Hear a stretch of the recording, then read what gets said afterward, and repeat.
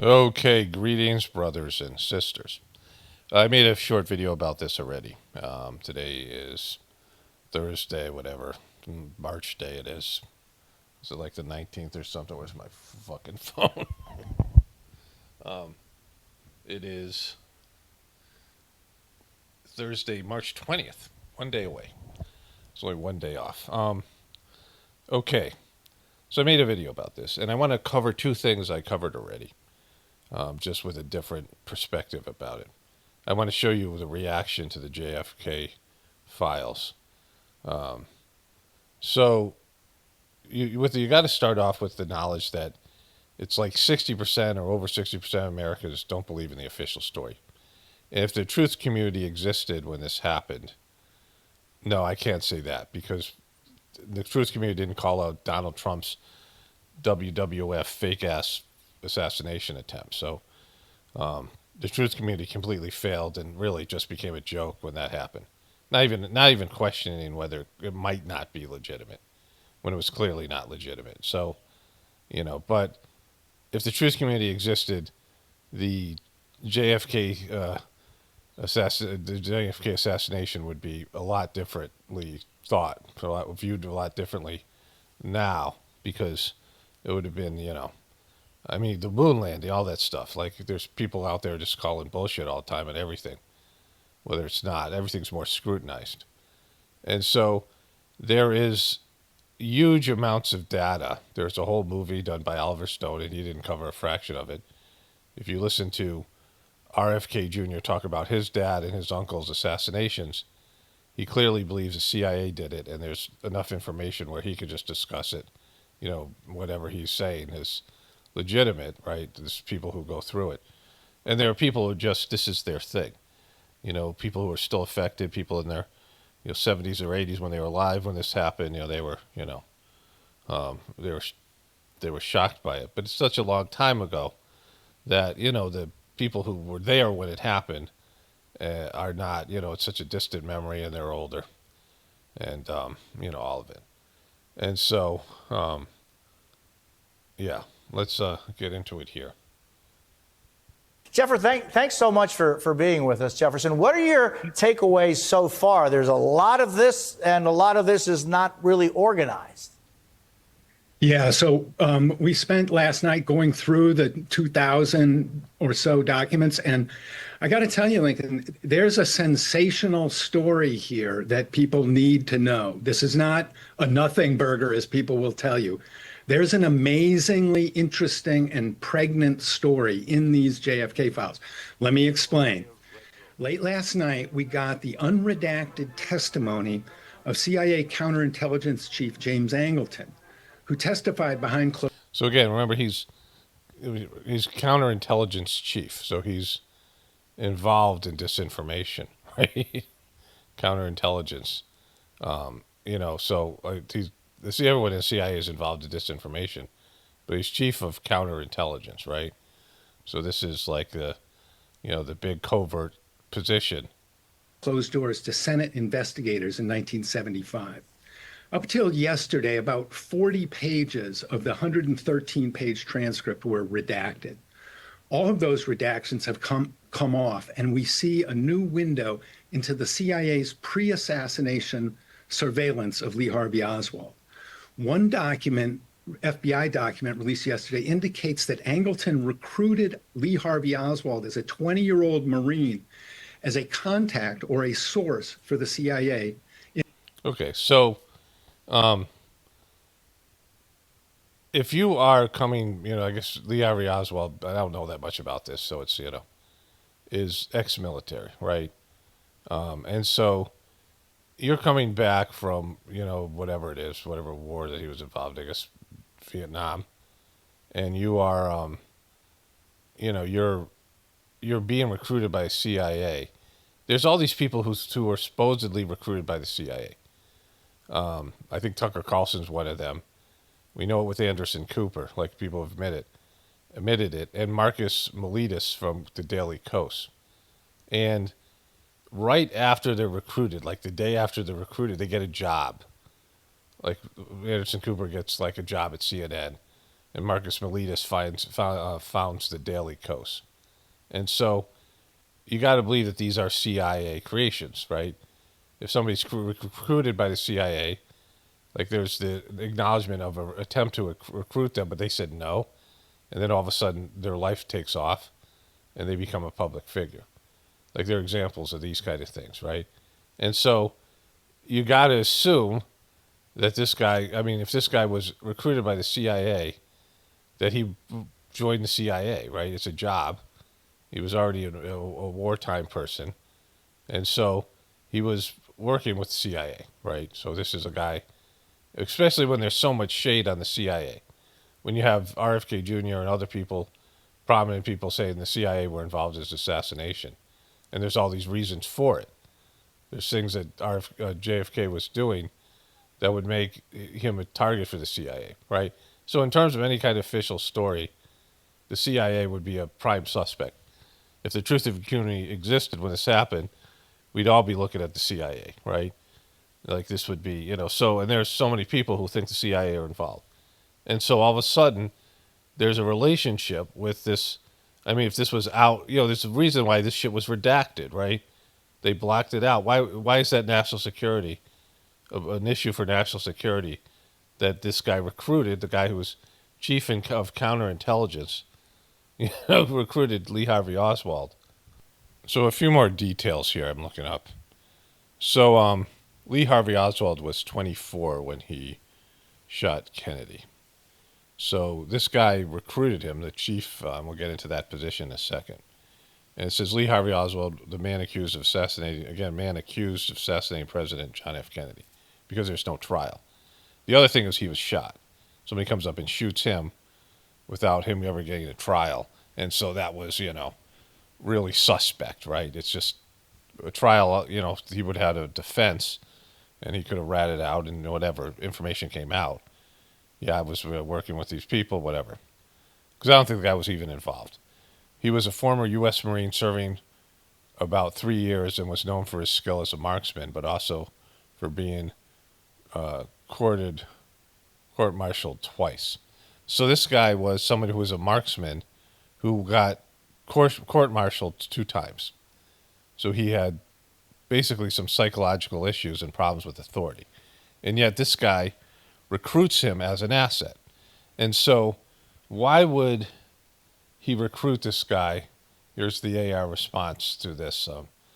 The chief of counterintelligence at the Central Intelligence Agency holds a critical and highly sensitive position. Their primary job is to lead and direct the agency's efforts to prevent and neutralizing foreign intelligence threats against the United States and the CIA itself. And so why would he recruit this guy, right? The guy was, somebody who was issues with authority, problems with, being court-martialed, whatever his behavior was, breaking the rules, right? He broke military rules and was court-martialed, and he was a good shot. He was a good potential assassin, right? A potential, this was a guy who, this was his abilities. This was his skill. So this guy was recruited as an assassin. That would be his job. He was a good marksman and, disgruntled guy, some guy with issues. Maybe didn't mind crossing the line. Maybe he shot people. I could get into why he was court-martialed or whatever, but there was probably other things that he did that wasn't documented. And so the CIA would know about this guy and would recruit him. Not as somebody who's, this is a job as protecting CIA personnel,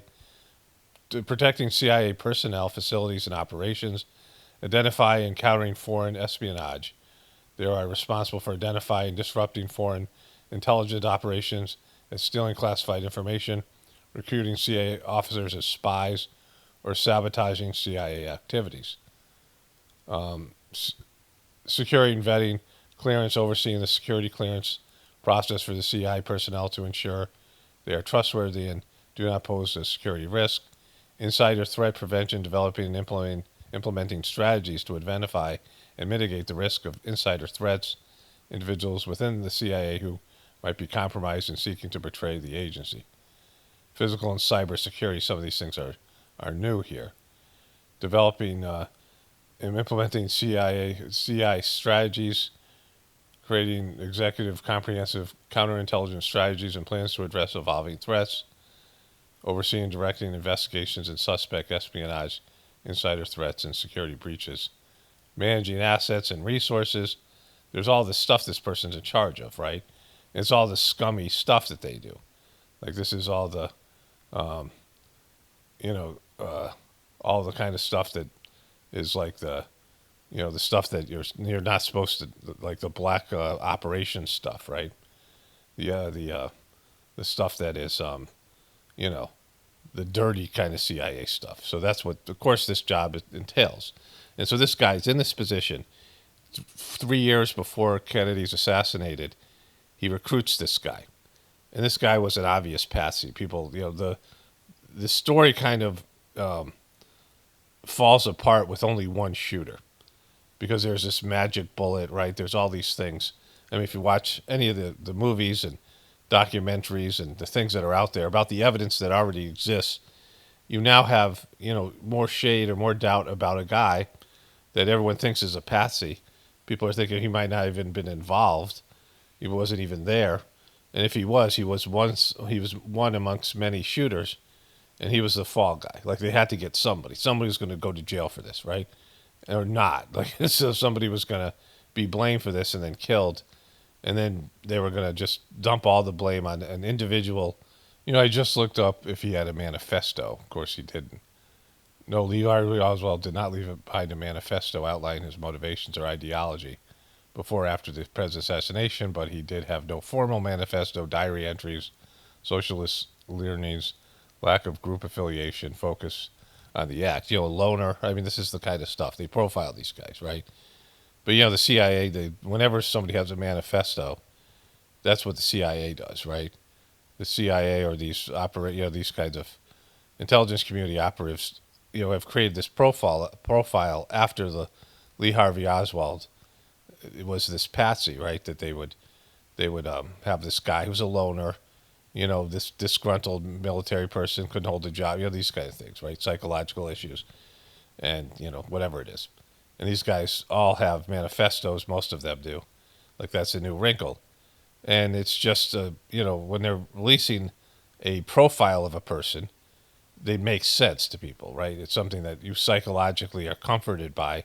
This is one lone angry person, and it makes every person, all of us, potential like criminals, potential terrorists, whatever it is, right?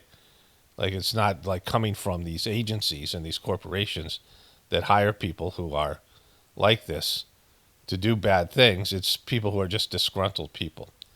Like it's not, it's the individual's fault. It's not the system. It's not a systemic issue, right? I always say this in the world of psychology. The DSM-5 doesn't blame the system ever. We have a fucked up system that makes people crazy, but the system is never at fault, right? It's always the individuals. And so that was the case with this guy, you know, that they're blaming an individual, a crazy individual. It's not the CIA. It's not some group of people that are, you know, that are pulling off some dastardly plot to usurp the will of the American people and assassinate the sitting president. It couldn't be the CIA or some other foreign agency, some group, which would create a war. It can't be any of those things. It can only be one crazy guy that pulled this off, right? And this is how they, you know, that's the easiest answer. It's the one that's, you know, the least amount of damage is done to the American system and everything else, right?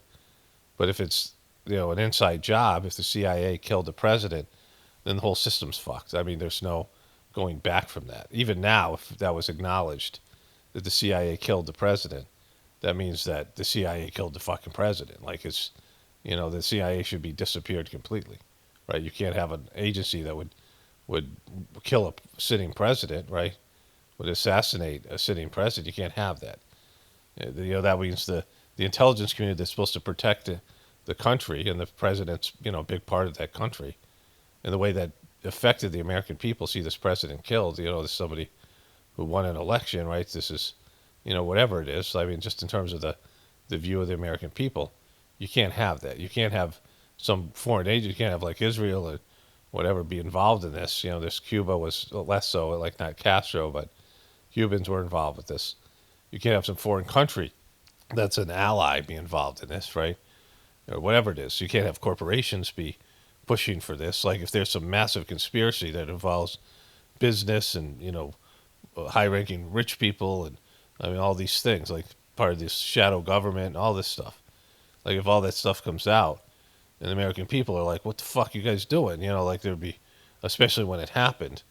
I mean, the way that people would react to that, right? There'd be massive, like riots and go into these people's houses, and it'd be chaos, right? They can't have a conspiracy. It has to be a single guy, a single angry, disgruntled guy with a past history of being disciplined in the military and whatever. And so they've created these profiles where they want to do something like this. And it doesn't matter whether people totally believe it or not. They can never prove otherwise. In 1959, other documents released in recent years. Let's go back a little bit here. A source for the CIA in 1959. Other documents released in recent years. Okay, so a source for the CIA, like what? Like if this guy was in charge of counterintelligence. So this Lee Harvey Oswald wasn't an international player, and he was kind of weird looking, a little bit squirrely. Like he wasn't some guy who was going to be able to be a spy for counterintelligence abroad, right? So there's only one position. The thing he was noted for was he was a good marksman. Like he wasn't going to be, he wasn't like some kind of, he wasn't going to be a James Bond like, secret agent, right? He wasn't going to be some, super spy. He wasn't going to do some covert operations. He wasn't going to be involved with intellectual people, smart people, right? He was like, somebody who was a disgruntled army guy, right? Who ex-Marine, who was kind of rough around the edges and not, wasn't going to fool anybody by being a covert operative. He had one skill, which was he was a good marksman. So he was going to be hired as some sort of assassin, like some kind of, so this was his role. He's being recruited, and not for anything else but being an assassin. Show that Angleton kept Oswald under surveillance, monitoring his politics, his personal life, his foreign travels, his contacts for the next 4 years, from November 1959 to November 1963. By November 1963, we now know, thanks to these documents, Angleton had a 180-page file on Oswald on his desk a week before Kennedy went to Dallas. So what this story raises is the question, was the CIA incredibly, atrociously incompetent when it came to Lee Harvey Oswald? Or was Angleton actually running an operation involving Oswald? Okay, so he's going to say we don't know, and I'm going to come back to all this in a moment. But, this guy is in charge of some JFK, whatever it is. He's a assassination expert on the new files release. So this guy's been someone who's obsessed with this, right? He's in charge of a group of people that have questions about this.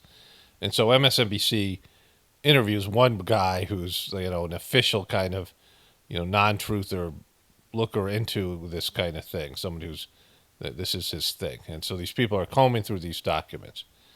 Now, this should be the end of it, because if you understand how the CIA works, like these covert agencies all around the world, intelligence agencies work, which all of us should to some extent, because there's, I don't know, 1/3 of all action movies involves some of these agencies, right? There's all these heroes, people who work for the CIA, people who work for the FBI, whatever it might be, NSA, and sometimes the NSA is a villain in a movie or TV show, or the agency, or some rogue members.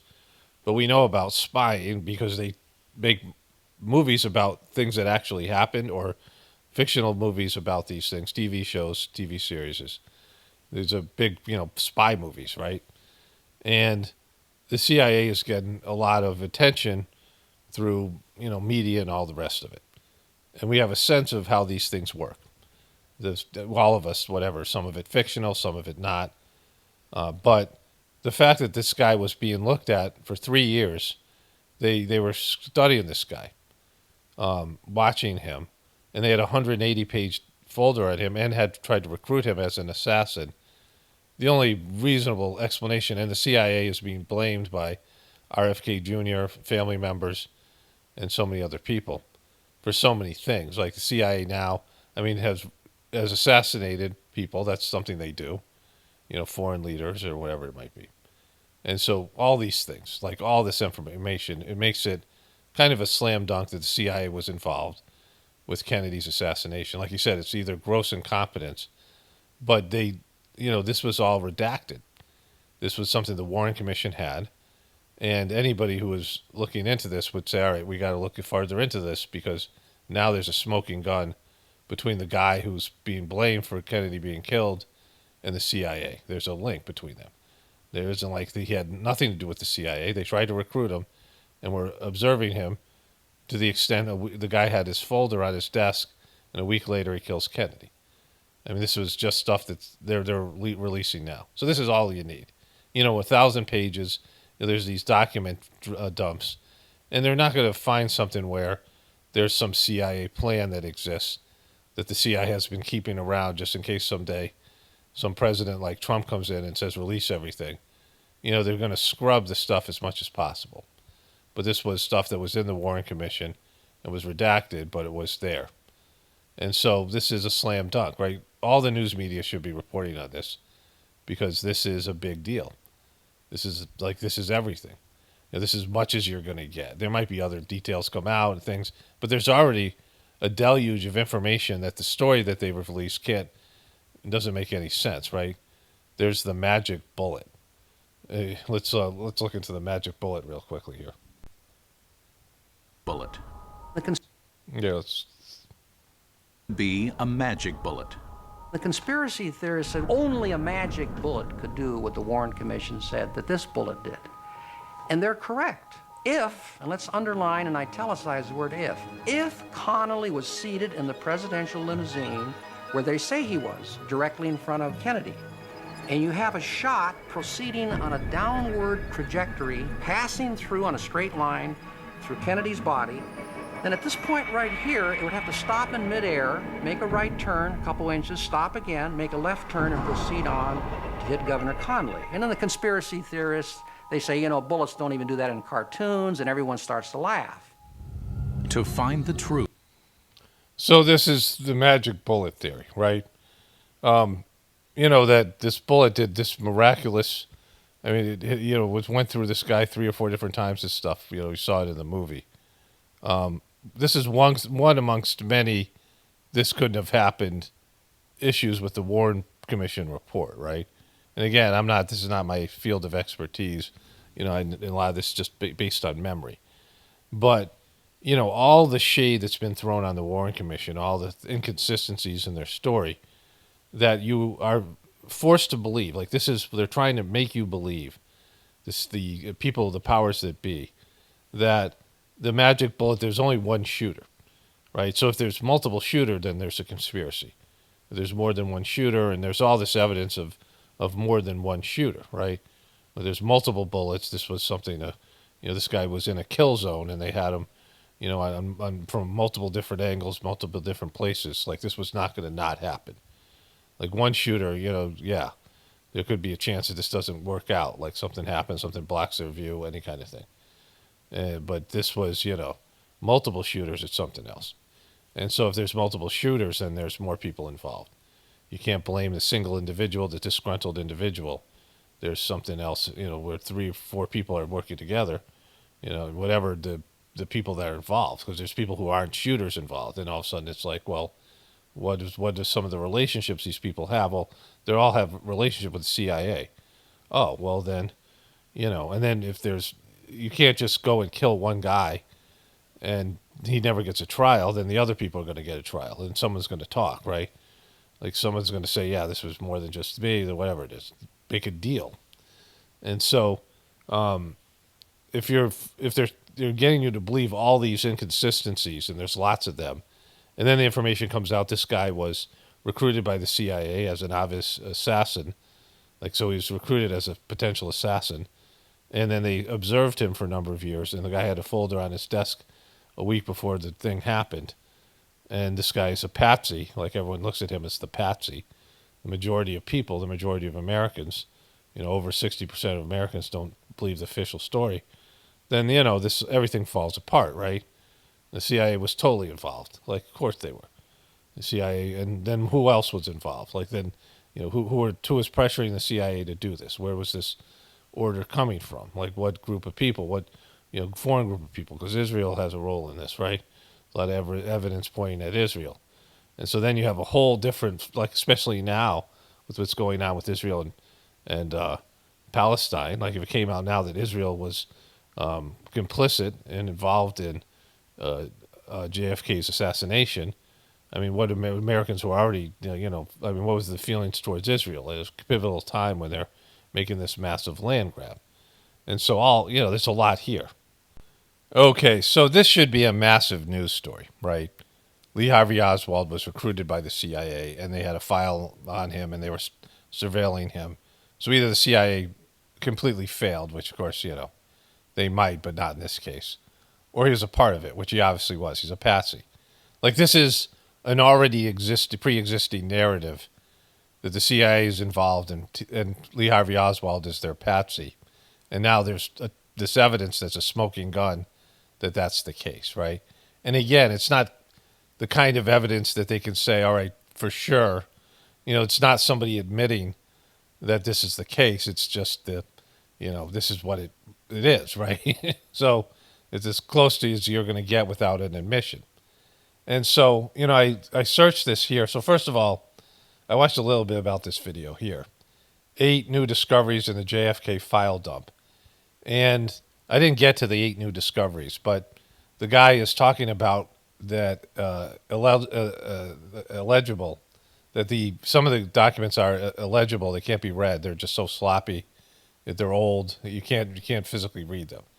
And there's no categories or anything. They just dumped all these documents randomly. So they're not like they're put in, no, this is to do with this, or there's some titles, it's just thousands of documents being dumped out there, and you got to figure out, even though you can't read many of them. And then there's some documents that have been withheld. And so, of course there was, because this is, some bullshit thing they're doing. They're not going to put anything that's incriminating. But, the admission that Lee Harvey Oswald had a relationship with the CIA is enough, right? It's more than enough, given all the other stuff that's there. And the fact that this is clearly not a one disgruntled guy thing. So this Trump administration releases assassination files inside the RFK Jr. bombshell files. This is something from Australia, right? So this is some Russian KD guy, MSNBC. This is the video that I'm showing you. This is the lone video that is of substance, where they take a guy who's in charge of a group of people who think this is bullshit, right?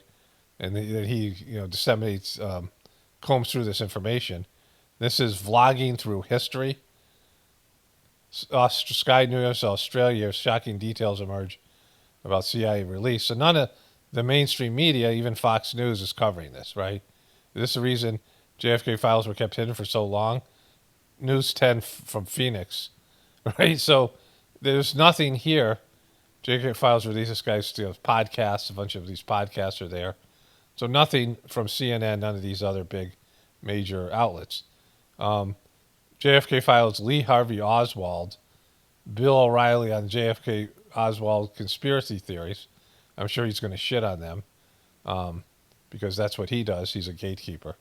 And then again, so if there should be, with this title here, right, with this search results, there should be all these articles saying that he is CIA, right? There's a CIA component.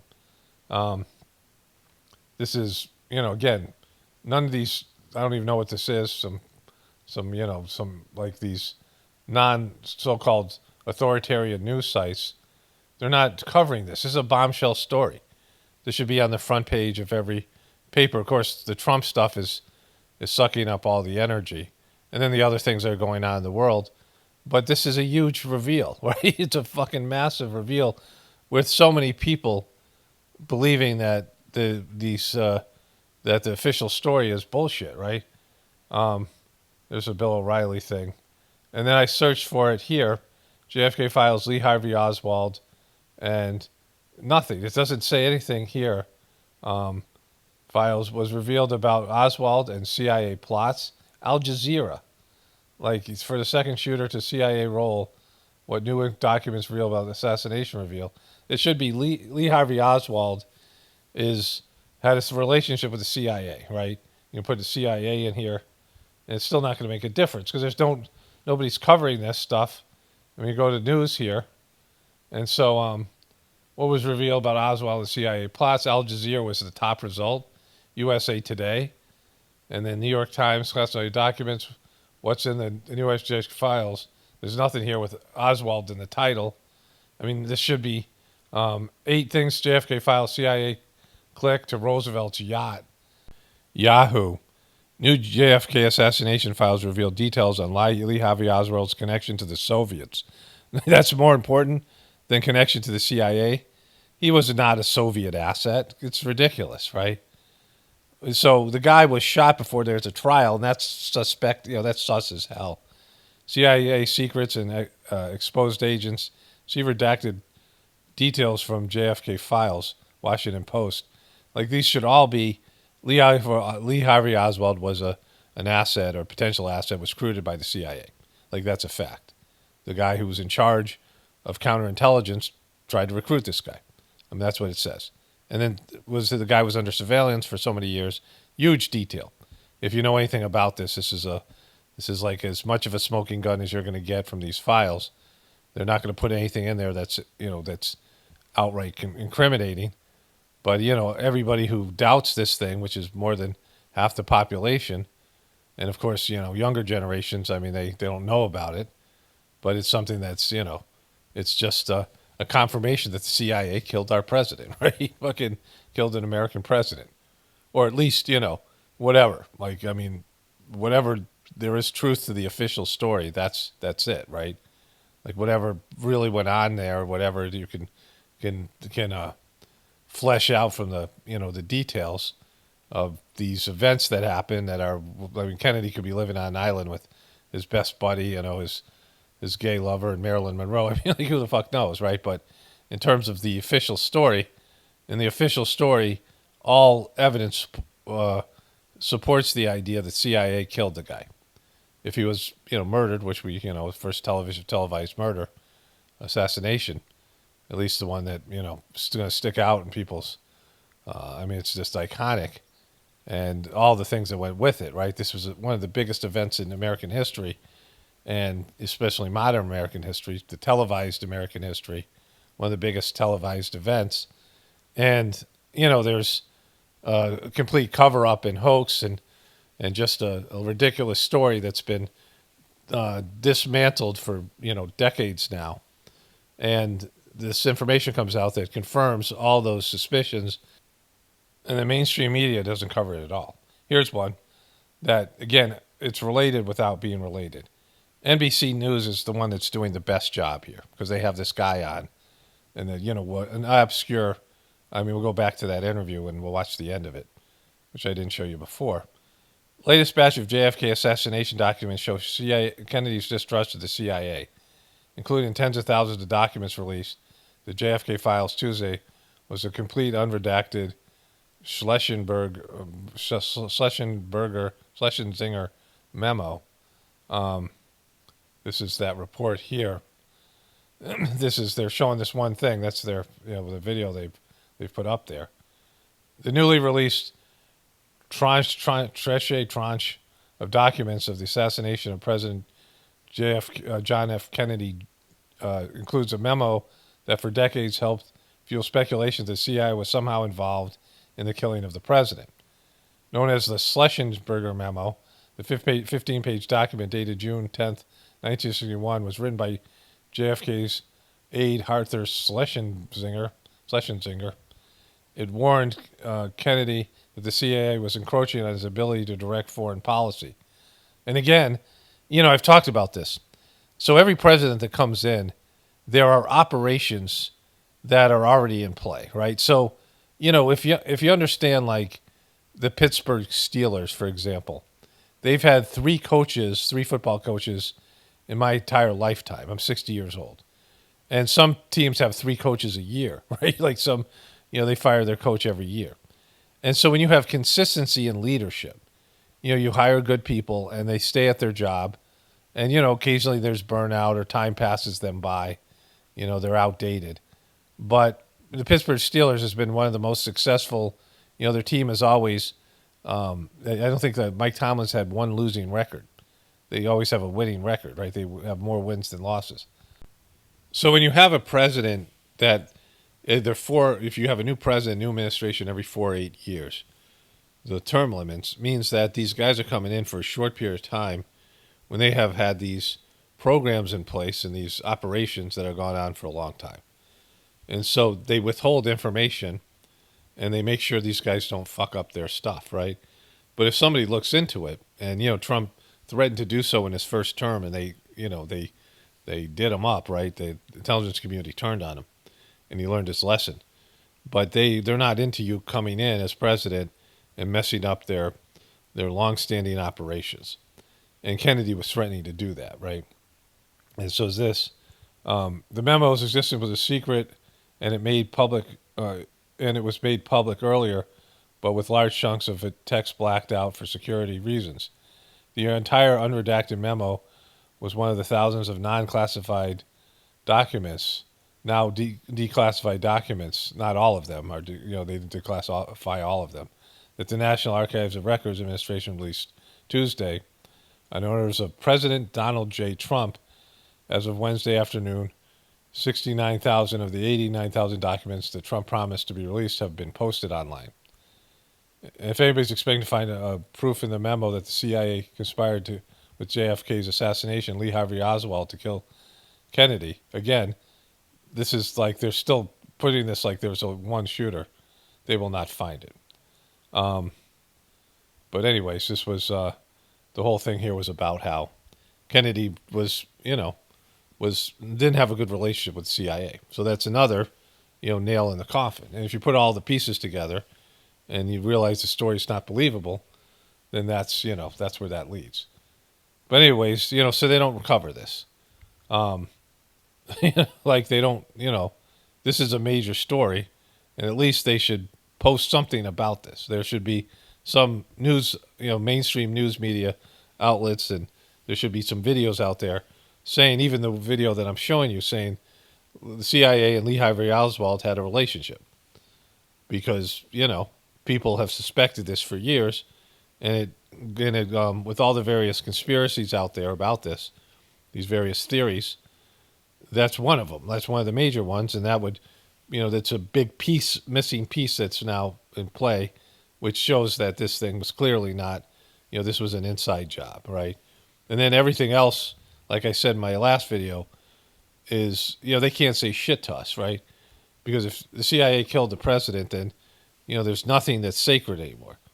And that they covered it up for so many years that there's, that was the CIA went against the will of the American people, so-called in a free and fair election, in a democracy, and said, oh, fuck you guys, we're killing the guy you elected. Fuck you guys, we know more than you, we're the CIA. The CIA would cease to exist, but of course, it's been so many years, and be like, well, those guys are all dead who did this, and, all that shit, right? We don't do shit like that anymore. But the reality is then the CIA would have to be scrutinized. Everything would have to be opened up. Because the only reason that these things were redacted was to protect the CIA and all the people that were involved. This wasn't national security. It wasn't something that, needed to be kept secret. They just weren't going to let the American people know that the rogue agency had killed one of their, the sitting president. There isn't, pardon the pun, a smoking gun. 2 men on the grassy knoll, none of that. Castro did it, the mob did it, Jimmy Hoffa did it, CIA did it, none of that. Okay, and I didn't expect it to be, because it didn't happen.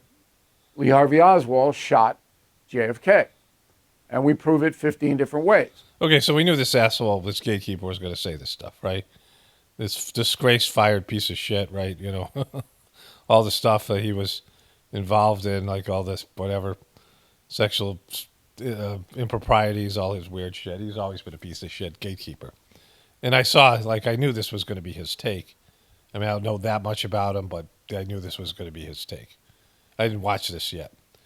And so, you know, it's a big deal. He's saying there's no proof, and he's saying that these various groups, you know, Castro, before that he said Castro, Cuba, and then he says the CIA. But, you know, the CIA kills people, and they kill the president. And, you know, there's always the threat of something like that, right? And, you know, it was in many ways a sloppy job that didn't, hasn't lasted the test of time. But he's trying to say that, you know, people are... But people believe what they want to believe. That is... Okay, so this is like, you know, he's got... I mean, he's the ultimate in... The people who watch him are old people. So as much as I make fun of CNN and MSNBC's audience, Fox audience and Bill O'Reilly's audience specifically are even older, right? And they're, you know, more entrenched in their, you know, their so-called patriotic American beliefs, their bullshit beliefs, right? But let's watch the end of this guy's, you know, whatever here.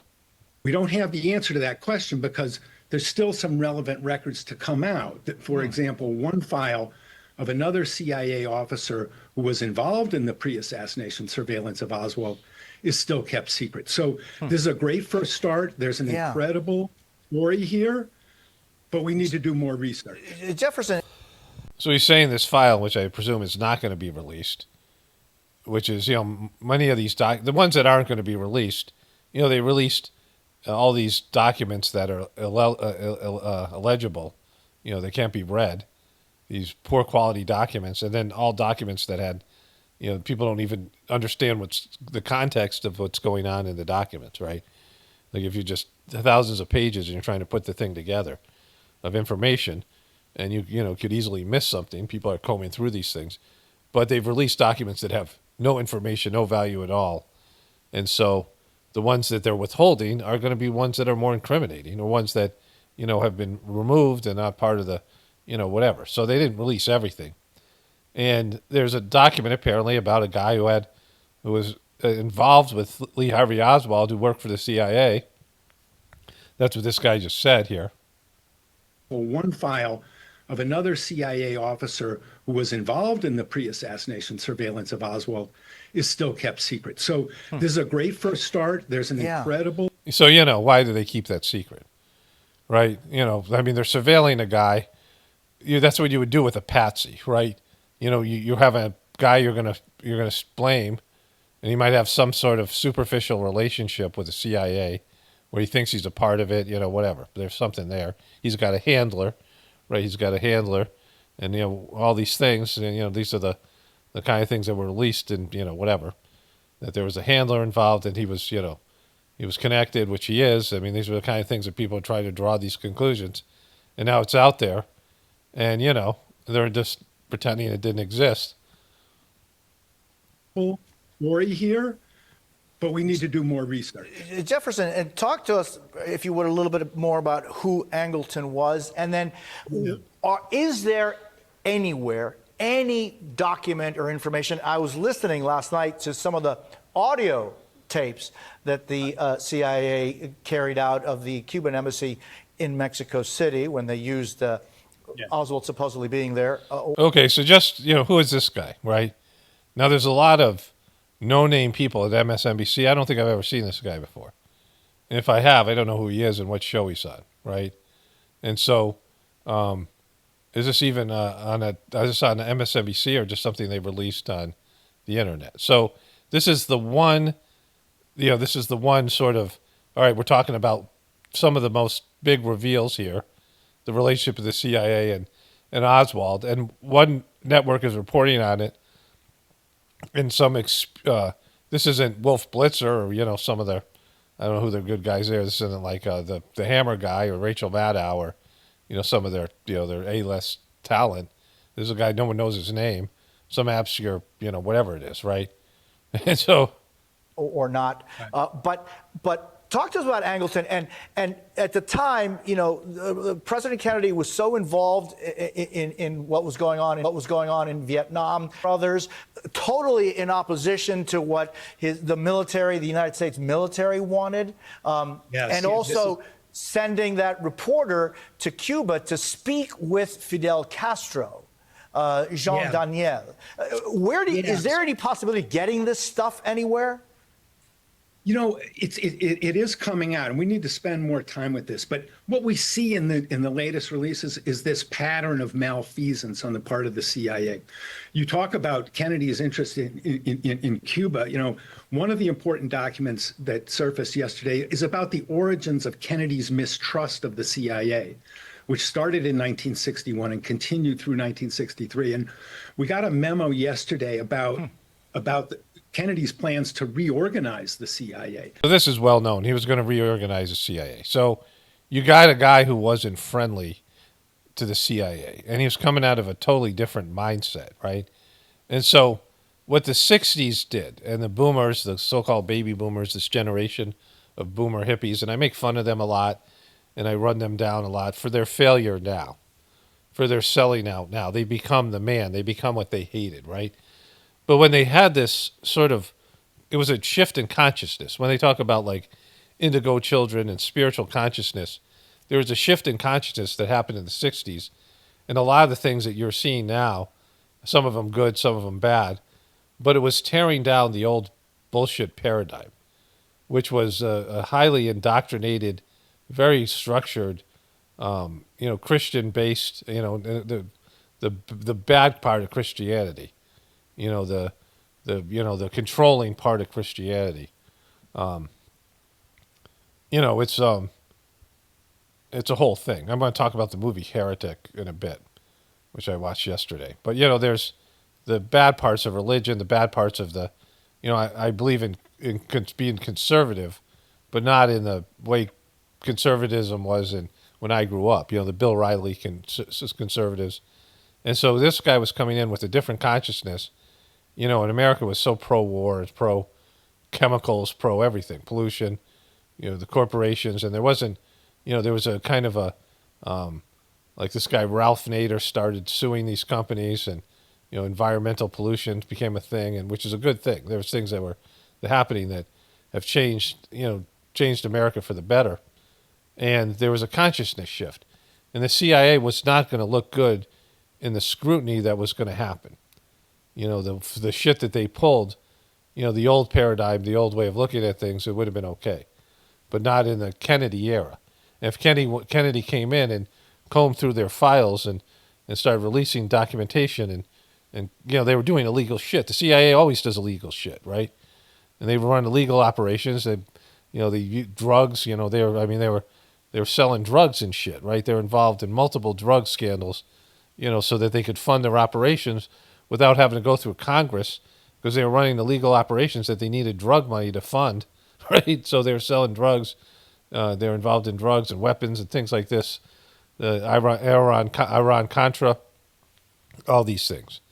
And so, there's a motive. Like, that's the motive. That would be one of the motives for the CIA's involvement. And then the war in Vietnam and some of these other things that were a part of the military-industrial complex. There's reasons for this war. I mean, they were guarding these poppy fields. My brother was guarding poppy fields for the CIA, and there's pictures of the CIA being involved in all these things, right? Of the soldiers guarding poppy fields, which they grow opium, heroin. And so, there's a thing there. There's a connection. It's all there. Like I said, my brother he wrote a book about this, like a, fictional story, but in real life, he was guarding the poppy fields, and there were CIA people there, that were in charge of that, right, in Vietnam. And a lot of that memo had been redacted before. We now understand why Kennedy mistrusted the CIA, and a mistrust that, to be sure, was returned by CIA officers who did not like his liberal policies. Jefferson, you and I could talk a lot about, I hope we can continue our conversation going forward. I very much appreciate it. There's more to come, Lincoln. Yeah, that's it. That's all.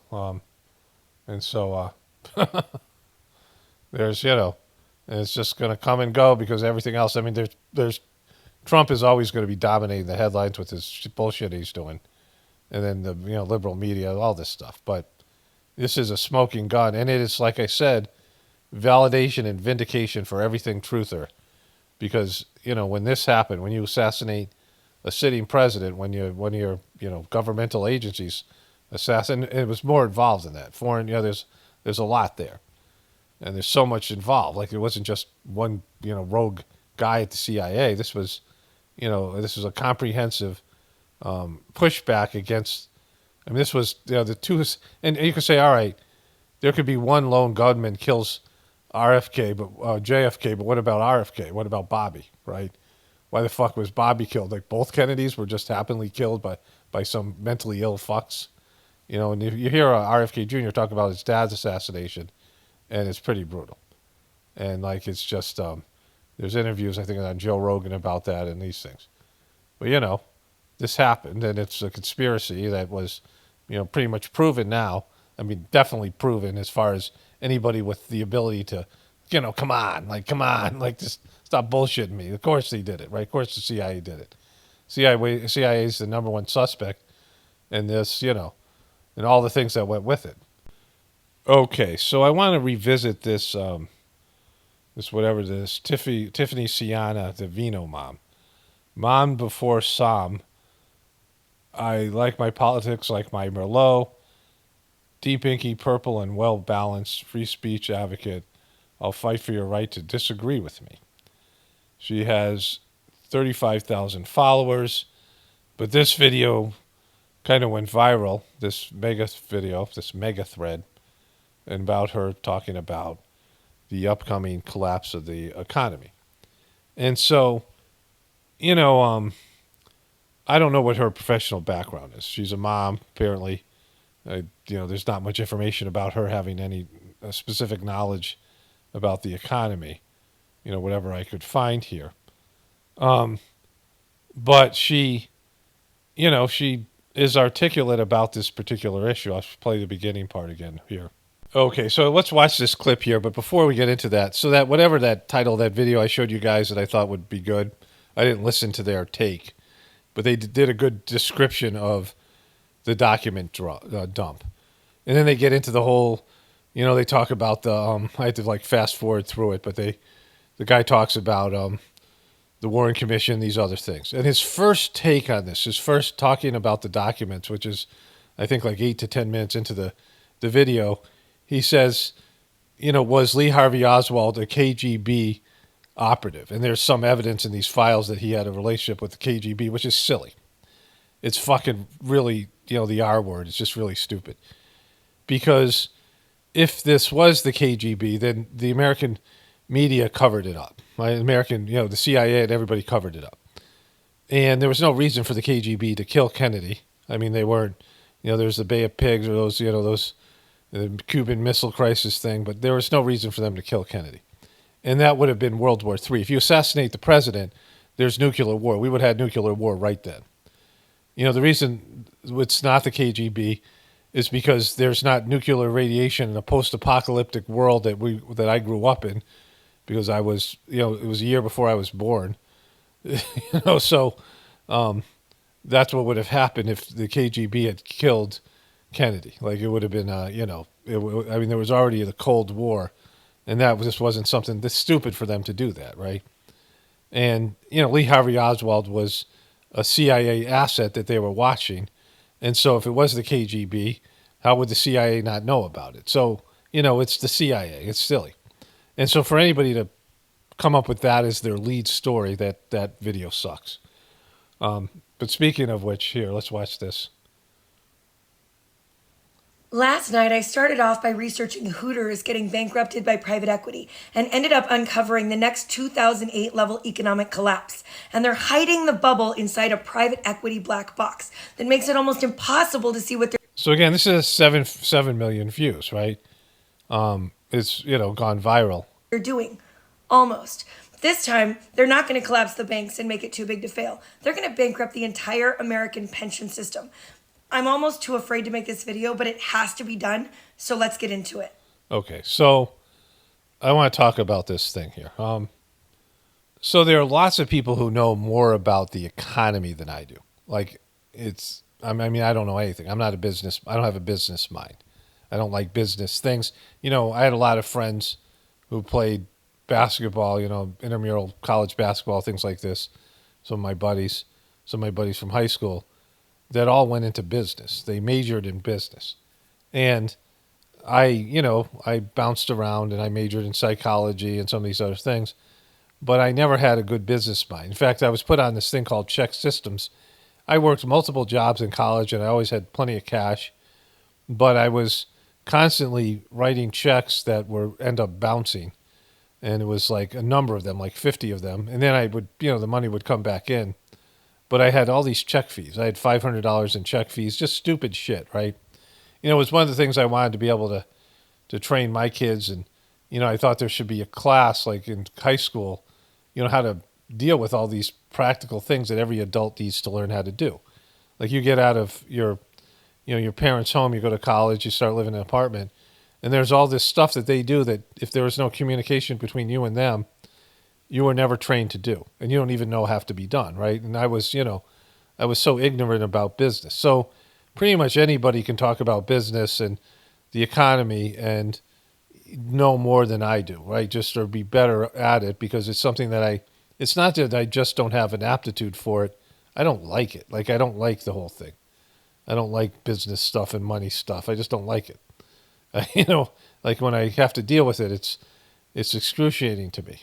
I don't like to do these kind of mundane things. Oh, everyone should subscribe and everyone should, buy my merch and all that shit. Everyone, do this, that, and the other thing, promoting my channel, networking. I'm one of the worst networkers. And all these things. So when I talk about the economy, why would anybody listen and why would I even talk about it? So I'm never talking about the economy.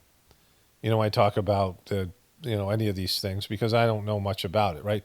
But what I do know a lot about is understanding when something's fucked and dealing with that and being able just to be, when it's scary, right? So when you're dealing with a systemic collapse and there's no chance of the system coming back and everything that I know from the Sajmarg teachings to any of these other things is about, the Sajmarg teachings that this is supposed to happen. This is divine providence. This is divine will. That these were orders that were given to the second master of the system to manifest the ending of our current system and bring about a new paradigm where people would embrace their higher nature. It's purposeful work that's being guided by the divine beings that oversee the planet. And you can believe that or not, but I believe it. So that's where I'm coming from. And when I read that, it was some years, the prophecies and things, even the prophecies in the Whispers of Brighter World, when I first read them, they were 20 years away.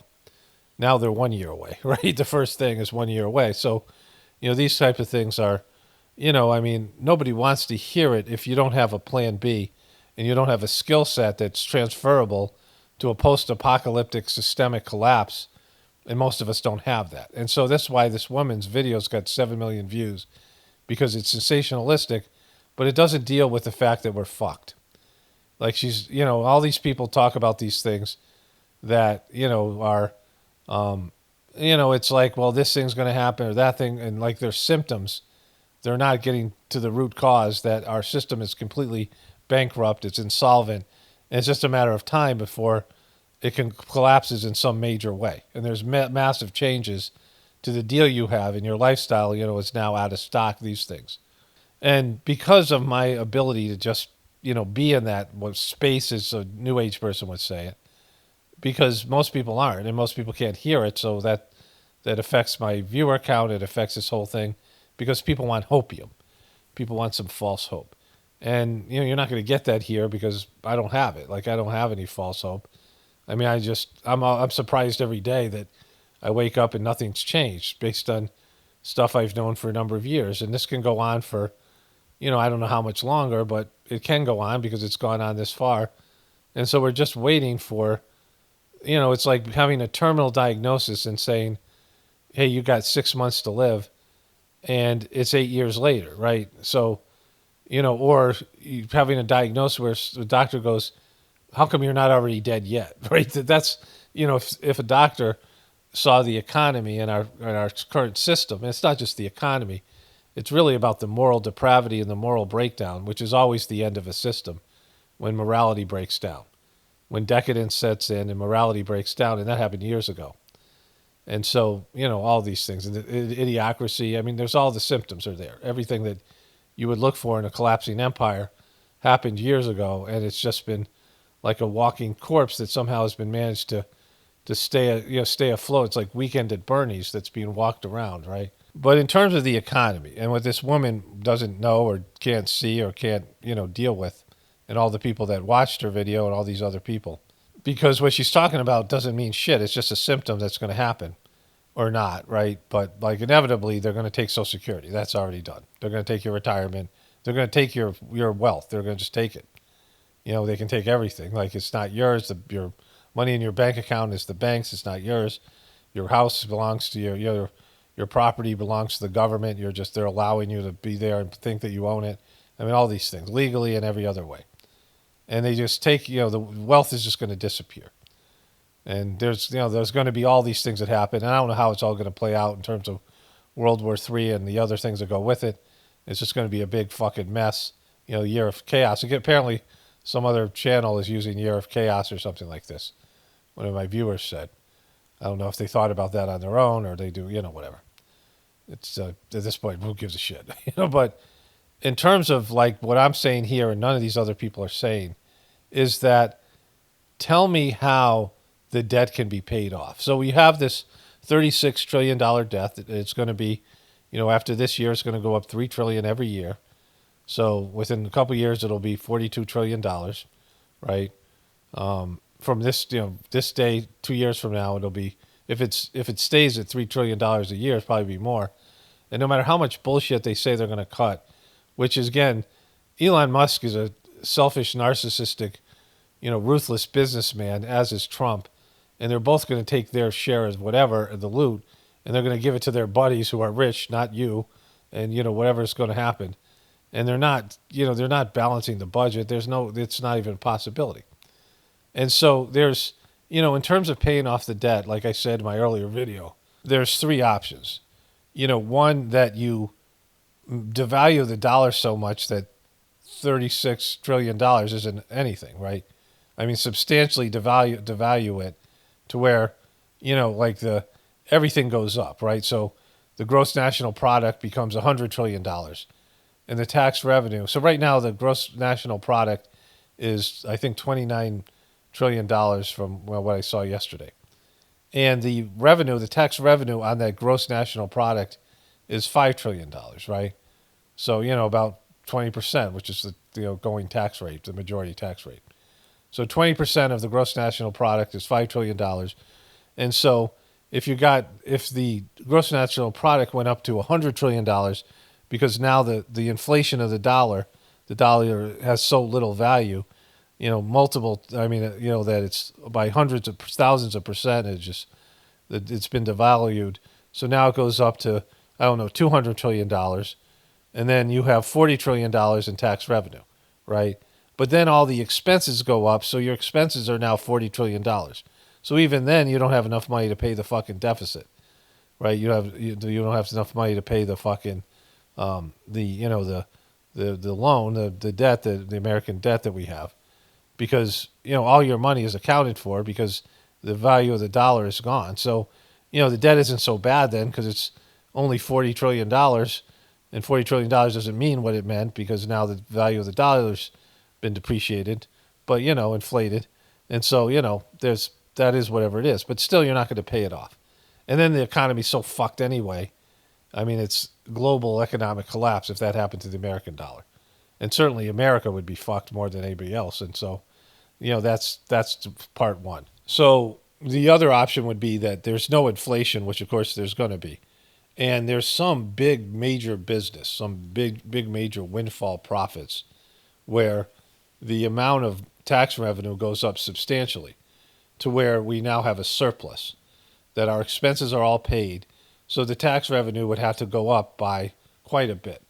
Let's say it would be $5 trillion of money paid to the deficit and interest every year. So that'd be $6 trillion of extra money that could go. Now you're running where, anybody knows when they have personal finances, you either have to reduce your expenditures, you have to cut back, and you have to, tighten your belt, and you have to, cut out as much as you can. And that's never going to happen. America's always going to spend more money than we make. Our expenses are always going to be more than $5 trillion, right? But let's say that the tax revenue went up to like $20 trillion and the expenditures went up to $10 trillion, but we had $10 trillion left over. And in 3 years, we could pay off the deficit, or 4 years, or whatever it was, right? That's never going to happen. Like, it's impossible. Like, the amount of, that would mean that the gross national product would have to go up without inflation, and there would have to be some major, huge businesses and, all these things. This is what Trump is trying to pitch with, cars being sold in America. But the cars that are going to be made in America are going to be so fucking expensive internationally, and they're going to cost Americans so much, you're not going to buy a new car. You're not going to buy a car for $200,000, right? That's what it's going to cost after all this tariff bullshit, because a lot of the materials are going to get taxed multiple times. And so with all of those things, there's just no way to pay off the debt. There's no future scenario where the debt can be paid off. In fact, the debt is going to just keep on growing until it's like ridiculous, right? And the other factors that go with it. And at some point, someone's going to say, yeah, this is fucked. I mean, everyone's going to know. And then once you realize it's fucked, then the only thing keeping it going is perception, our belief in the system, right? People will run to the bank and take out their money, which doesn't exist there. Like, they don't have all your money. There's no money there because it's all digital. They don't have enough cash to give everybody. There's something like $5 trillion in printed currency, globally, I think, not even just in America. But if that's just in America, it's $2.36 trillion. So it's $2.33 trillion. And there's not enough currency to go around to all the people think they have money, right? There's many more trillions of dollars, right? Our deficit is $30 trillion, and there's only $2.36 trillion in currency. Like, that should tell you everything you need to know. So and the money's just worthless paper. It's promised to pay. It's not backed by gold. It's not backed by anything. And so as soon as people realize the economy isn't strong, they panic, right? And then they're like, oh my God, and then the collapse happens. If the majority of people wake up, we're fucked. That's why I said this InfoWars thing is a stupid idea. I'm glad there are sheeple. Sheeple keep the system going. You need plenty of sheeple to keep this bullshit system going, right? And that's the reality we live in. But it's fragile, and it's going to collapse, and it's just going to take one thing or multiple things hitting at once, or just, for the reality set in. And God's will isn't for the system to keep on going. Like, that's the other part. People believe that God cares about America, and America is God's country, and American people are God's people. And why the fuck would you think that, right? And so with that, let me segue into this comment, and I want to talk about the movie The Heretic. I think this is the comment here. So this person writes, and because it has already happened is the video, whatever. And the person says, but you believe in a Hindu snake oil salesman who sell enlightenment. And then someone wrote under it, oh, he doesn't. And so this is the reference to the Sajmarg masters of the system of meditation that I do. But you believe in a Hindu snake oil salesman who sell enlightenment. So, I'm not above people accusing me of hypocrisy, of accusing me of, stupidity or whatever, right? I make fun of people all the time. And, we all make mistakes and we all have our issues, right? And so, people can accuse me of whatever. Like, you can say, oh, you see through all this shit, but you fell for this, this scam that is Sajmarg. But, when I accuse people of things, or if I make fun of people or mock them, I know a lot more about them than this person knows about what I do, right? Because this person's trying to mock me.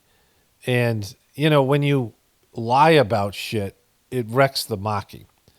When I mock people, like, I might exaggerate things and I might, make a funny voice or do something. But I try to be, or I work to be as accurate as I can at understanding what other people believe. Like, I just don't lie about shit so that I can tell you what a piece of shit somebody is. Like, I don't lie about stuff. And this is a one-sentence comment And so there's two lies in it. The first one, there's two downs, but you believe in a Hindu snake oil salesman. Well, the Sajat Marg masters are not Hindu. They were born Hindu, but it's not a part of the Hindu religion. Now, Daji has brought the Hindu religion back into it, but I've talked about how Daji's turned this thing into the heartfulness cult, and so that doesn't apply to me. But Hinduism is, not what Saj Marg is an extension of. It's like you don't call Jesus a Jew, right? You don't call, you don't call Buddha a Hindu. Buddha was born a Hindu. Jesus was born a Jew, right? So the Saj Marg system, every religion is talked about, the good teachings in that religion and the essence of those spiritual beings that were part of a movement are part of the Saj Marg system. But one of the fundamental teachings, there's a chapter in Reality at Dawn is sort of the primary book. The second master system wrote 5 books. One was called Reality at Dawn, and they're about 100 pages long. And the Reality at Dawn is kind of like the most important one of understanding the system. In the first chapter, he talks about religion and the difference between religion and spirituality, and how religion was, I guess it serves some sort of a purpose for young people. Like there's a Swami Vivekananda quote, religion's a great thing to be born into, but a horrible thing to die in. Like religions are good to understand that there is God and there's some fundamental teachings when you have the mind of a child. But as you grow older, you have to form your own inner relationship with the divinity within you, which is spirituality. And so to say that this is Hindu when religion is, kind of poo-pooed as being a kindergarten to spirituality throughout most of the teachings, that's a total inaccuracy, right? So if you're going to shit on me, you should understand what the Saj Marg system is. So that's the first piece. The second is enlightenment, right? So the person, let me read the comment again. So the person says, but you believe in a Hindu snake oil salesman who sell enlightenment. So this is a false statement because in the Saj Marg system, there are 2 goals. One is mukti, or liberation, which is where you are free from the being compelled, being forced to reincarnate again, where you're free from your earthly bondage. And this comes through, the cleaning process and rising up to a spiritual approach at a higher level in the mind region, where you no longer have to be born again. You can choose to come back and do God's work, but you're not forced to come back. And so that's called mukti or liberation, which is a part of, ancient yogic teaching. The second thing is called Layavasta, or God realization, where you merge back into the source. And that is the ultimate goal, and that's a much harder goal to achieve. It can be achieved in like one lifetime, but it never is. Right? So it almost never is. And, that's where you merge back into the source. Those are the only 2 goals of the Saj Marg system. The word enlightenment is never used. No one is ever considered enlightened in Saj Marg. It's just some bullshit term that has no bearing in the Saj Marg system or any spiritual organization because it's not quantifiable. It's not quantifiable. Because as you go through your spiritual yatra and journey, you have all these moments of epiphanies, but that doesn't mean you're enlightened, right? At the end of when you're in what's called the central region, you're in divine ignorance. And what that state is, you no longer have your own sort of memories and thoughts that you draw from, that you ask God, you're connected to God, and you see the world through God's eyes. So someone who has, merged back into the source, has merged back into the divine essence, right? When their soul has, now one again with the divinity that's within them. There's no separation. They're completely merged together. You're merged into God. Then you no longer have your own individual perceptions. Everything's seen through the lens of the divinity within you. And you don't look for like, oh, I remember this, or I have my personal preferences, I have my personal prejudices. Everything is God. Like every thought you have comes from God. And everything that you do is instructed by God. And you've basically kind of given up your free will or your ability to choose to do the wrong thing. You're giving up your ability to make mistakes. You're giving up your ability to do something that's separate from God.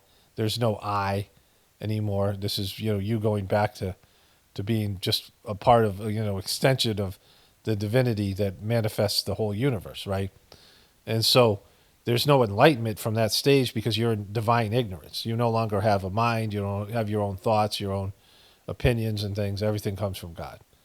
And so this person doesn't know what the fuck they're talking about, right? Like if you're going to say that what I did is bullshit, you could say, I tried the Sajmark system and there's no transmission and the cleaning doesn't work. You know, and you could have some scientists study and do some bullshit scientific study that wouldn't be able to measure transmission and say the transmission, the divine energy that's given, the utilization of the divine energy for the transformation of man is one of the definitions of this transmission. It's God's love that flows in these sittings that we receive. And some people don't feel it, or some people don't, benefit from it. At least they can't perceive any benefit. And they try it and it's like, hey, I don't like, there's nothing here. And for them, that makes total sense. But at least they tried the system and they have a sense of whether it works or not, right? And so for this person to say that I fell for something, to sit there and think that somebody is transmitting divine energy from their internal world that manifests, that you feel in your heart and your spiritual essence as you meditate on the divinity within you, that's all kind of sketch, right? That's all, of course it sounds like something that sounds a little sketchy or maybe, goofy or whatever. So it'd have to be real. Like I've experienced it as real, right? I've experienced the effects of transmission. I've had these profound spiritual experiences, and I've benefited from the cleaning process, so much so like I'm a different person than I was when I started. Like things that were holding me back, things that were, negatively affecting my life and my spiritual journey have been removed. And it's opened up various levels of, you could say that there's some level of, I don't want to call it enlightenment, but there's some level of knowledge that I'm able to, that impart and through these videos because of the transmission of the cleaning process. There's no enlightenment in Sajmark, but I have, some levels of higher developed consciousness from the benefits of the system that wouldn't be there otherwise, right? And so I've had people try to mock what I do, and it's mockable because it's goofy, right? Especially since Daji's taken over and turned it into a cult. That's not, good for perception. It doesn't make what I experience less real, but it does, it's not good for the system. I mean, to know that the Daji was the legitimate successor to the third spiritual master of the system, and he was blessed by the divine hierarchy and these Whispers of the Brighter World messages. And, he crapped out. He's an idiot. He does stupid ass shit, and he does stupid stuff, and he's turned the thing into the opposite of what it's supposed to be. So it's fucking bad, right? And so, I understand that is, something that to people looking from the outside, they're going to think this thing sucks. But, you can try it. Like there's the Gratefullness meditation that's linked in all my videos. And there's a channel where you can try the sittings. You can watch the videos. You can learn about the philosophy. And a number of my viewers have and have experienced benefit. At least that's what they say. I don't know them personally.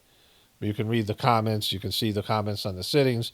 People like give an individual sitting. All this stuff is free. And people are finding it works. Some people have found that this works. Some people try it doesn't work, right?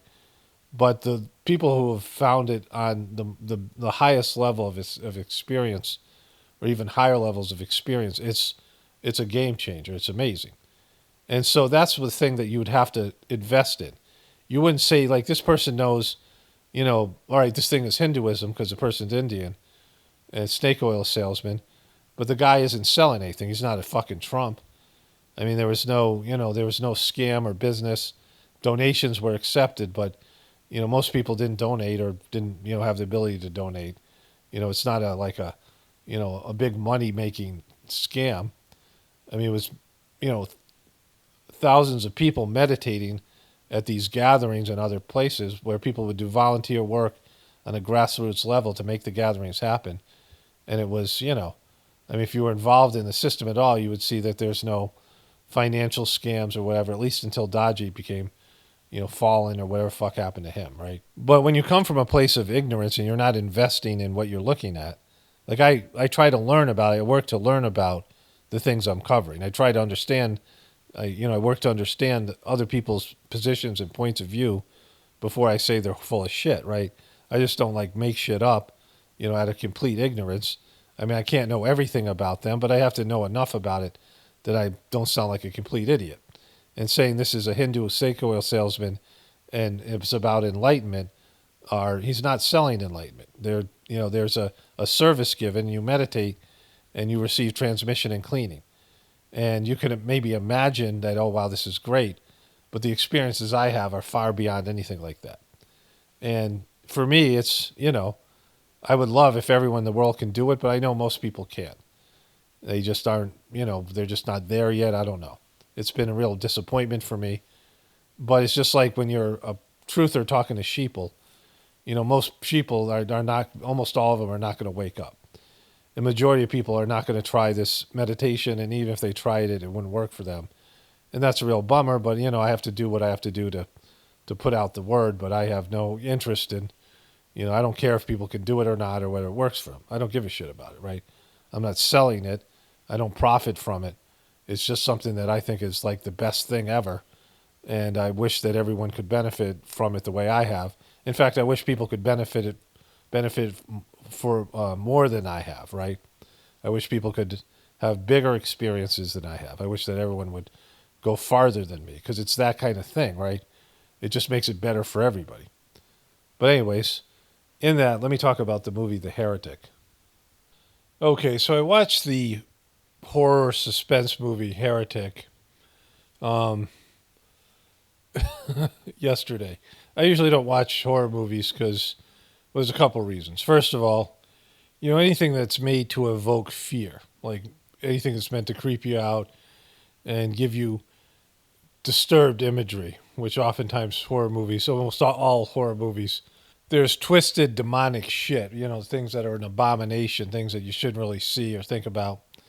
It's like seeding your consciousness and subconsciousness with disturbing material, right? So, these intense horror movies where there's a maniac, some sort of sociopathic killer or, monstrous creatures or whatever it is that are demonic and scary and all these things.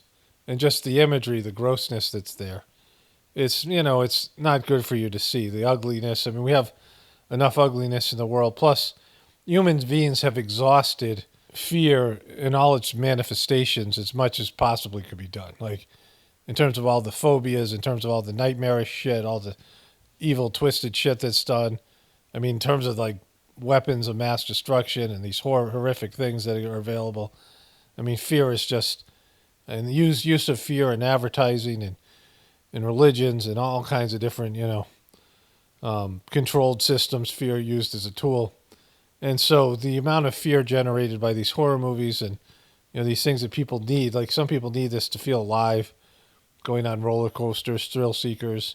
People enjoy horror films, and they need very graphic, disturbing things. And, the Sajmark system meditation is about being subtle, and God is subtle, and so you have to become subtle yourself to connect with God. And you become more sensitive, too, through the meditation. So, I stay away from horror movies. But I saw the trailer to this movie, and I also dislike Hugh Grant. Hugh Grant is starring in the movie. If Hugh Grant's in the movie, I'm less likely to watch it, right? So, but I went against these two, barriers or, filters to what I watch. I can watch some horror stuff. I like the Alien movies when I was younger, the Predator movies. I mean, there's some horror movies that have some horrific aspect to them, but they're more, they're not just stupid hack movies that, with the Halloween movies and all that kind of stuff, Freddy Krueger, all that stuff's just blood and gore and aimed at teenagers, just stupid dialogue, stupid stuff, right? There's a spoof movie made about these two guys. They're comedic actors. It's pretty funny. That's like, these teenagers just start dying randomly and they think it's these two hillbillies, and it's not. I forget the title of that movie, but that's pretty good. It's called Tucker and Dale versus Evil. I just looked it up. It's a, fairly good movie. But anyways, I watched this movie, Heretic. Hugh Grant plays the heretic, and he gives a masterful performance. He's, creepy, but the dialogue is really great. And, it's one of those sort of Pulp Fiction level kind of dialogue. two Mormon girls go to Hugh Grant's house and do their, recruiting pitch. And Hugh Grant, traps them in the house in a very sort of polite way and has these dialogue and teaching sessions where he's trying to convince them that all religions are bullshit. They all come from the same various, stories. I mean, there's some things he says that's not historically accurate. Like he says that all these saintly figures, Jesus and Krishna and these other ones, are born on December 25th, and that's Jesus wasn't even born on December 25th, so that's like a bullshit. So some of the stuff's not accurate, but the dialogue, nevertheless, and some of the analogies and the way that they crafted the movie, I mean, it's a masterpiece. It gets really kind of creepy. There's some icky stuff towards the end. The ending, I guess, is okay. I mean, there's no, possible happy ending, but it's just, a lot of things I talk about the religious systems and all of the things that exist. And, I mean, it's definitely a horror movie. It's not as bad as some of the other ones, but there's stuff. It didn't have to go in that direction, but it has quality information in it in terms of something you don't hear very much. And, these things about religion. The issue for me with all of these things is people attribute God with religion. Like God and religion are connected. That God and religion, if religion's fake, then God's fake. That the science of God is religion. And that's not the case at all. The science of God is spirituality. The real understanding of God is connectivity with God and experience of God, right? And so we all have a material existence, right? We all have a physical body, and we wake up, we look around, and we see, feel, touch, sense, taste, all these senses, hear and experience reality all around us. We interact with physical objects, we travel. There's, deserts and mountains and water and, all these various things, other people, other creatures, and we have this physical experience. It's an illusion, but it's undeniable because we are having it. We're all having it right now. We can look around our surroundings and see physical matter and feel our physical body, wherever we're sitting or standing or whatever, with the pressure on our feet or our backs or wherever, we're making contact with the object we're resting on, gravity. We have these physical constraints. We feel ourselves breathing and hungry or whatever, all these various appetites and things we have. These are all our physical reality. And so that's a definite. And that's, for all of us undeniable, and it's what we consider reality. It's what we consider, it's very, very easy to think that's just all there is. And so maybe 100,000 years ago, I mean, there was this stuff that happened where in ancient India there's discovery of the soul or the Atman. I've said, to my understanding, this happened some period of time ago where there was consciousness of a soul, that we had an energetic being, an energetic aspect to our component to our life, where, when you see a dead body of somebody that you love, somebody that you knew, and it's just an empty shell. And what was their life? Was it the physical life? Was it the heart beating and the brain working that made them into something? Or it was something else? Was there an essence there? Was there some force that, allowed you to experience your existence around you? And there started to be experiences people had with divinity. Was there some overlaying force, some overall energetic being out there that was in charge of the manifestation of the universe, the world, creation of all these things? What happened? Was it just random or chaotic? Or was there something else? Was there something coming from an etheric world, invisible essence to your existence? And so then people had a religious life, a spiritual life, whether it was some kind of tribal beliefs and explanations, there was, awareness of a soul, whatever it might be. Then there was this other aspect to your life. There was your physical life that you had to, that was there, that was not, was not deniable. And now there was also this spiritual aspect, invisible mysteries. And if you understand the, whatever information and research that's been done by various, multitude of souls, higher developed beings, that's been released about spirituality and its essence and the essence and nature of your soul. You have a soul, which is the causal body, and you have these other subtle bodies, madness, the mind, shit, consciousness, these other things that exist, various, energetic aspects, your ego and these things. Ankara is the ego, and there's Buddha intellect. So you have these various levels of consciousness, and some of these ways that you have like a specificity of your persona as a person that's been shaped, but your soul is is pure. Everyone's soul is similar. There's no they're individual, but they're all the same, right? And then you have these aspects to yourself, and then there's these some scars and things you take with you. And so, this is part of the spiritual science that was available thousands of years ago that's more or less been lost, or it's only for people who go looking for it. And it should be a part of every religion. Every religion has stolen the idea of a soul, but then they have put bullshit, weird stuff on it about going to heaven or hell, like your soul would give a shit. Like the way they describe hell, your soul, first of all, your soul wouldn't be trapped there. I mean, unless there's some sort of, divine essence pinning your soul to an area, which I know can happen. Your soul can go anywhere in the universe. And so, a hell is something that your soul could easily just leave at any time it wanted. And your soul can't be burned by fire, so it doesn't matter how hot it is, right? And, it's just all the things that describe hell as wouldn't apply to your soul. It's a silly idea, right? There are things like, in heaven where, these ideas, these suicide bombers would get, 77 virgins and a mule, right?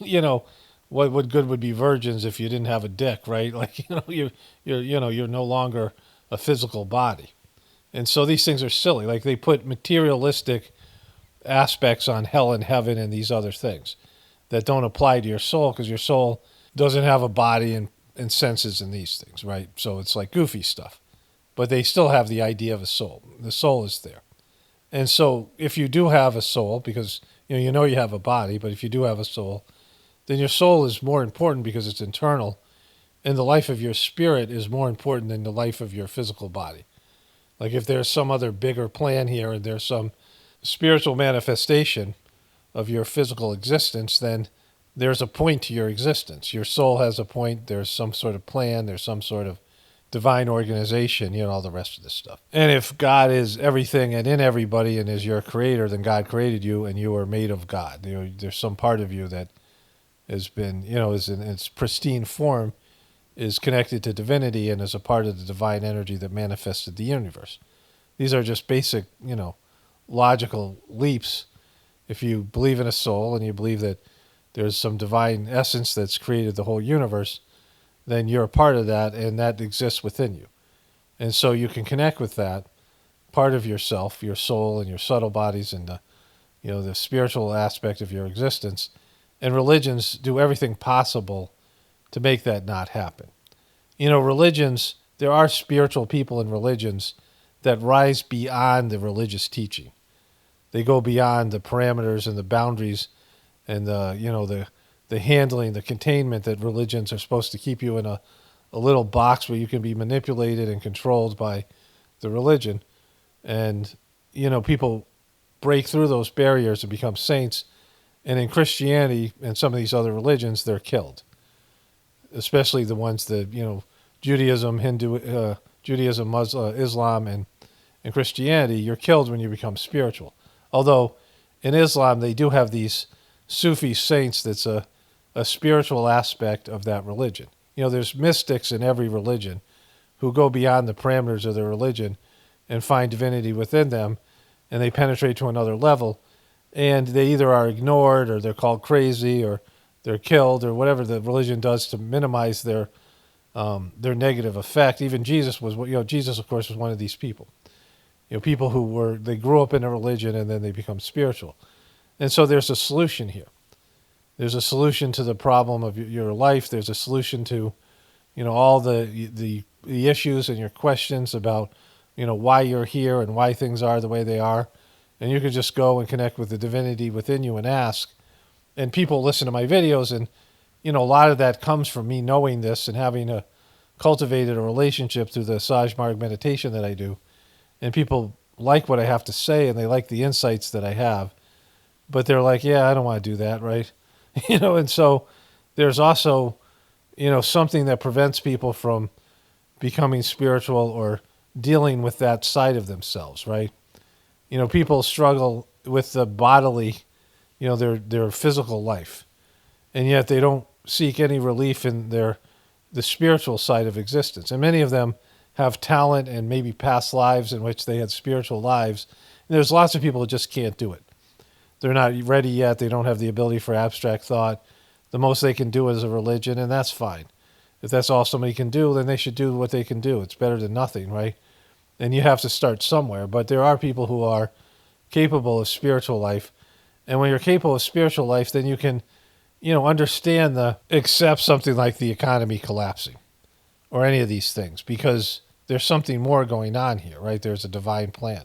Lots of people believe in God and soul. At least they say they do. They believe in an afterlife.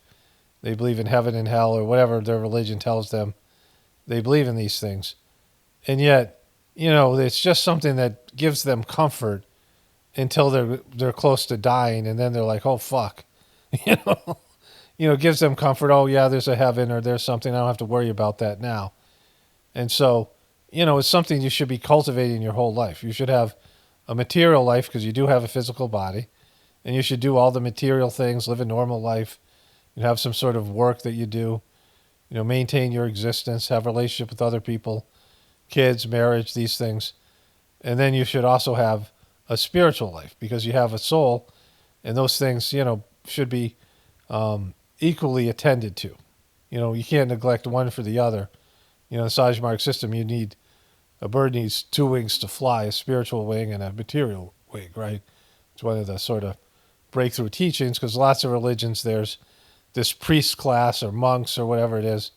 People retreat away from the world, and they renounce their material existence, and they sleep on a bed of nails and do weird shit like that and try to negate their physical existence and their ego, negation of self, which is not, it's not to be done in some superficial way where you're denying your physical body. Celibacy and these other things. It's unnatural because you do have a physical body and you are supposed to participate in this world to some extent, right? Going back to the earlier comment this person left, where I said there's only two goals, Saj Marg, which are liberation and mukti. But there's also the first goal, which is just recognizing that there's a divinity within you and connecting with it. And there's another minor goal of leaving the world a better place than you found it. Like those are, they're not spoken about as goals, but the first step is you have to acknowledge that there's a soul inside of you and work towards cultivating a relationship, because everything has to begin with something. And while you're doing that, working on leaving the earth a better place, that includes thoughts and, what's going on in your internal world, that you're not angry and hateful, and, you're not spewing out this stuff through your mental process of thinking about negative things and dwelling on all the darkness in the world, some hateful, angry way, and just, spewing out, shitting, crapping out all this negative energy onto the world. That's part of it, but also in terms of polluting and, the footprint we leave behind in every way, shape, or form. Our material footprint and our spiritual footprint. Did we affect the world in a positive place? Did the world get better because of our existence?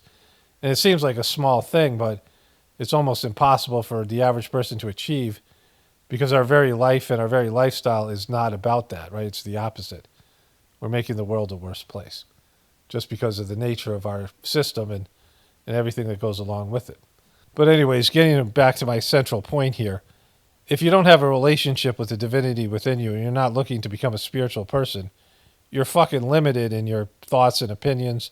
I mean, some people are doing that without consciously knowing they're doing that, but, they're on some kind of, remedial spiritual journey unconsciously. They're thinking about things, maybe not God in the defined terms, but they're working to become a better person. And they're on a mystical journey to some extent.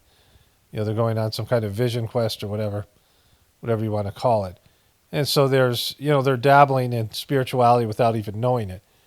And there's some people who are, on the cusp of becoming something like that. But the majority of people just never do it. And it's a small thing, really, but, you're only operating on half of your capacity.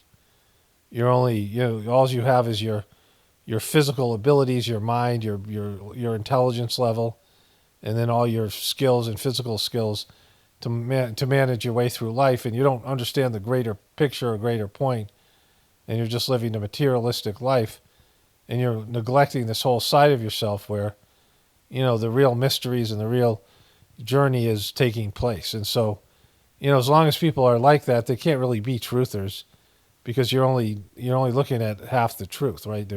You're missing out on, and the most important part is the spiritual part, because that's the eternal part, and that's where all the the good stuff happens, all the real stuff happens, right? It comes from all your great material moments involve your heart opening up and feeling love and appreciation and gratitude.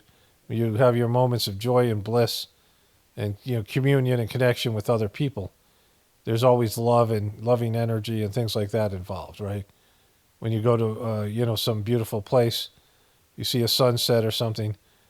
Some days you really appreciate it, and if you're moved to tears or something, by the beauty of it or the the energy that is exuded.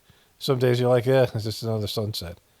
Well then you're not connecting to something on an energetic level, right? So, you can have interactions with people, and they could be boring and dull and meaningless and intellectual or whatever.